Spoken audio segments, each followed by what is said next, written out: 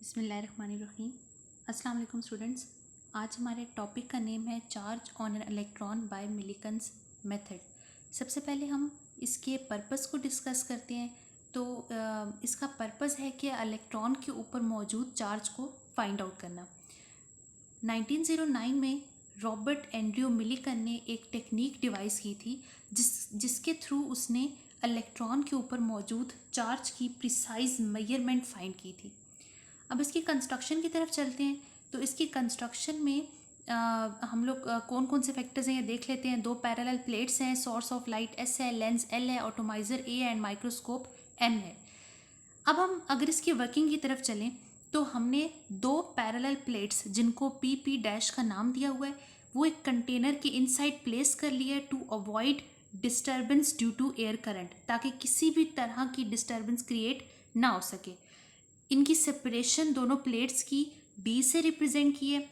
अपर plate P में एक small whole H है जो कि फिगर में भी शो हो रहा है। अब अगर आप वोल्टेज वी को अप्लाई करते हैं तो एक इलेक्ट्रिक फील्ड ई सेटअप हो जाती है बिटवीन द प्लेट्स। और ये जो वोल्टेज है इसकी वैल्यू हम पहले भी देख चुके हैं electric field as potential gradient वाले टॉपिक में। हमने वहाँ से देखा था V इक्वल होता है ई डी के, एंड E यहाँ से हम फाइंड आउट कर सकते हैं V ओवर डी के इक्वल होता है। उसके बाद हमने इसकी कंस्ट्रक्शन में एक ऑटोमाइज़र की बात की थी। इसकी वर्किंग क्या है ऑटोमाइज़र की, कि ऑटोमाइज़र ऑयल ड्रॉपलेट्स को स्प्रे करने के लिए इस्तेमाल हो रहा है। हम इसमें ऑयल ड्रॉपलेट्स का इस्तेमाल कर रहे हैं। तो ऑटोमाइज़र यूज़ किया जा रहा है for spraying oil droplets into the container by using a nozzle.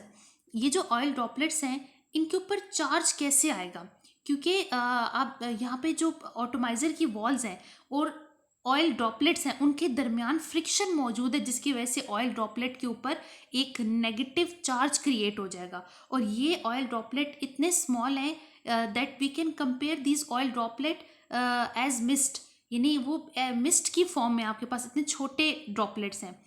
कुछ ड्रॉपलेट इसकी अपर प्लेट में से पास आउट कर जाएंगे और ये जो स्पेस है प्लेट्स के दरमियान इसको एल्यूमिनेट करवाएंगे लाइट से जो एक सोर्स एस के थ्रू आ रही है by using a lens and window W1।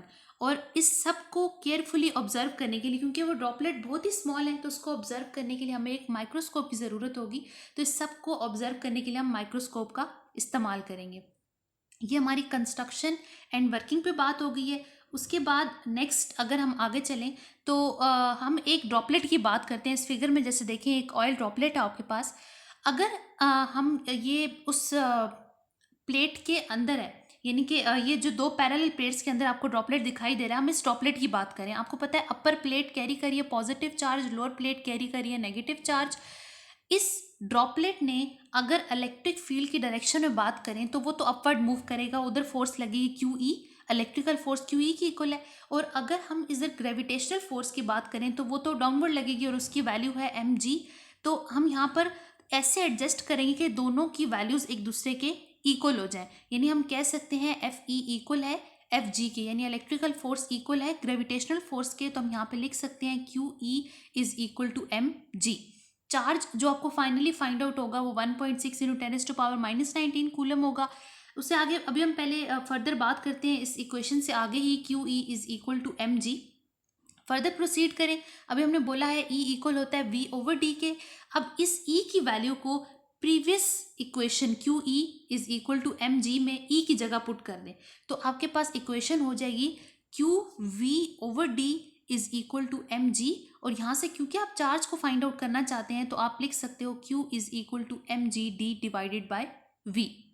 अब अगर इस सारी इक्वेशन में आप देखें तो G एक कांस्टेंट है, डिस्टेंस भी हमें मालूम है एंड V भी हमें पता है यहाँ पर कि हमने कितनी वोल्टेज उसको अप्लाई की है। लेकिन मैस की अगर आप बात करें तो ड्रॉपलेट ऑलरेडी इतना स्मॉल है कि हमें उस ड्रॉपलेट का मैस नहीं पता, तो हमें पहले मैस को कैलकुलेट करना पड़ेगा। जब तक हम मैस को कैलकुलेट नहीं करेंगे तब तक हमें चार्ज की वैल्यू फाइंड आउट नहीं हो सकती। तो अगर हम मैस को मेजर करना चाहते हैं तो सबसे पहली चीज़, अगर हम इसी ड्रॉपलेट को दोबारा से देखते हैं जिसके ऊपर डाउनवर्ड डायरेक्शन में एक ग्रेविटेशनल फोर्स लग रही है जिसकी वैल्यू mg की इक्वल है, तो हम यहाँ पर क्या करेंगे, अगर हमने मैस की वैल्यू को फाइंड आउट करना है तो इलेक्ट्रिक फील्ड जो प्लेट्स को आपने अप्लाई किया हुआ है उसको हम स्विच ऑफ कर देंगे, यानी बैटरी को थोड़ी देर के लिए हम यहाँ से ख़त्म कर देंगे इसके कनेक्शन को, तो जो ड्रॉपलेट है वो फॉल करेगा under the action of gravity और एक टर्मिनल वेलोसिटी वी अटेन करेगा जैसे ही आप इलेक्ट्रिक फील्ड को स्विच ऑफ कर देंगे। अब एक बात जो हमें पता है कि जब भी पार्टिकल मूव करता है through a fluid, through a air, तो उसके ऊपर कोई ना कोई अपोजिंग फोर्स, यानी एयर भी उसके ऊपर कोई ना कोई फोर्स लगा रही होती है ऑपोजिट डायरेक्शन में। तो वो हम कहते हैं कि जब पार्टिकल किसी फ्लूइड में मूव करता है तो उसके ऊपर कोई ना कोई फोर्स एक्ट करती है, और इस केस में एयर इसके ऊपर कोई ना कोई फोर्स लगा रही है अपवर्ड डायरेक्शन में, और उस फोर्स का नाम है ड्रैग फोर्स, जिसको हम एफ डी के साथ रिप्रेजेंट करते हैं। अब अगर हम यहाँ पे टर्मिनल वेलोसिटी की बात करते हैं, तो टर्मिनल वेलोसिटी को एक्वायर करने के लिए हमें यहाँ पे देखना पड़ता है कि आपका जो ड्रैग फोर्स है जो कि अपर डायरेक्शन में लग रही है वो वेट के इक्वल होनी चाहिए। तो आप लिख सकते हैं F D is equal to M G. तो यहाँ से हमारे पास ड्रैग फोर्स वेट की इक्वल आ गई है। फर्दर हम लोग चलते हैं अगली स्लाइड की तरफ। तो यहाँ पर देखें, आपने स्टोक्स लॉ में पढ़ा है कि ड्रैग फोर्स इक्वल होती है 6 pi eta are V T, और ये इक्वल है वेट के, and weight is equal to M G, या ग्रेविटेशनल फोर्स के, जो कि इक्वल है एम जी के। आर है रेडियस ऑफ ड्रॉपलेट, ईटा है कोफिशिएंट ऑफ विस्कोसिटी। अब अगर इस वैल्यू में आप देखें तो मैस को हमने ऑलरेडी फाइंड आउट करना है, लेकिन अगर आप इस पूरी वैल्यू को देखें, जी कांस्टेंट है, 6 पाई कांस्टेंट है, ईटा कोफिशिएंट ऑफ विस्कोसिटी है, वो ऑलरेडी हमें नोन है, वी टी जो टर्मिनल वेलोसिटी है वो भी हम फाइंड आउट कर सकते हैं, लेकिन रेडियस का नहीं पता। अब ड्रॉपलेट का पहले हमें मैस ही नहीं मालूम था, और अब हमें रेडियस भी नहीं पता कि इसका रेडियस क्या है। तो पहले अब हमें रेडियस की तरफ चलना पड़ेगा कि रेडियस पहले फाइंड होगा तो हम मैस को फाइंड आउट कर सकते हैं।